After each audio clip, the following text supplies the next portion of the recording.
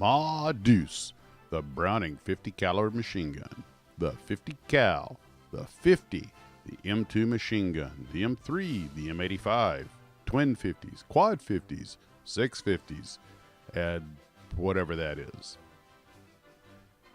There has never been a more long-lived and multi-purpose gun in the American military than the 50 calibers. The 50 cal is a heavy machine gun designed towards the end of World War I by genius intellect and possible demigod John Browning, thus its name, the Browning 50 caliber. Its design is similar to his earlier M1919 Browning machine gun, which was chambered for the .30-06 cartridge. Since there's no need to reinvent the wheel, Browning simply started off by upscaling the M1919 design for the much larger and much more powerful 50 caliber cartridge.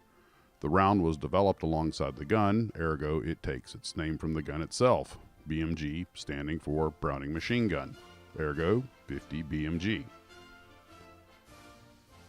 Following the First World War, General John J. Pershing asked for a larger caliber machine gun than America's current 30 caliber. Pershing had seen the effectiveness of the French 11mm machine guns and wanted an American counterpart, but the French 11mm round was found to have too low a muzzle velocity for what Pershing had intended, since the gun also had to be useful as an anti-tank gun. That meant a faster, heavier round. Winchester needed time to develop this round, so the gun did not enter service in the First World War.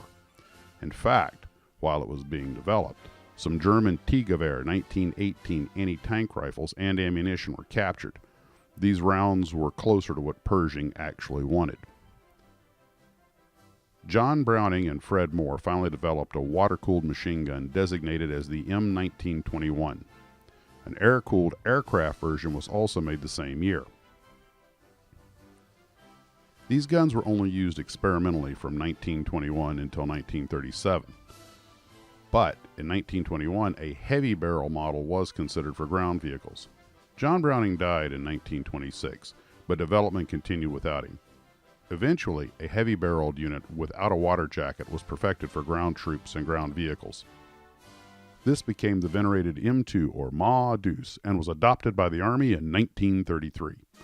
The military promptly put them on pretty much everything, and has been doing so ever since. It's been used heavily by every branch of the U.S. military since it was adopted, and it quickly proved itself a jack of all trades and a master of many. It is still in use today in its current form as the M2HB. The lightweight Army-Navy AN-M2 light barrel version of the Browning M2 was developed and almost instantly became the standard aviation machine gun of the World War II era for virtually every American aircraft. There were a few exceptions, such as the defensive guns on carrier aircraft, as they simply lacked the facility to mount such a large gun. But that would later be corrected on Grumman's Avenger series of torpedo bombers. The Browning M2 is an air-cooled, belt-fed machine gun which fires from a closed bolt on the short recoil principle. Its 50 BMG cartridge offers long range, accuracy, and incredible stopping power. The M2 has varying cyclic rates of fire, depending on the model. The M2HB heavy barrel, air-cooled gun has a cyclic rate of about 450 to 575 rounds per minute. The early M2 water-cooled anti-aircraft guns had a cyclic rate up to 600 rounds per minute. The AN-M2 aircraft gun has a cyclic rate as high as 850 rounds per minute. This can be increased to up to 1,200 rounds per minute for the later upgraded M3 version of the aircraft gun, but those high cyclic rates tend to wear the barrels out very quickly. As jets became the norm in the 1950s, the 50 caliber was proving itself a bit weak for the job as an aircraft main gun, so it was replaced by 20mm autocannons and later by 20mm Gatling guns, although the 50 calibers remained dominant in virtually every other role. The M2 has an effective range of about 2,200 yards when fired from the M3 tripod. In its ground portable crew served role, the gun weighs 84 pounds assembled, but the tripod weighs another 44 pounds. In this configuration, the V-shaped butterfly trigger is located in the two-handed spade handle hand grip with the bolt release in the center. Because the M2 was designed to operate in many configurations, it can be adapted to feed from either side. There have always been numerous types of ammunition for the 50 caliber machine gun.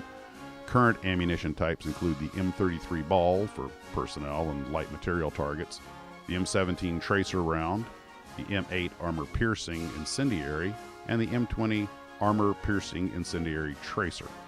They also have the M962 Slap T round. That's just a cool name, Slap T.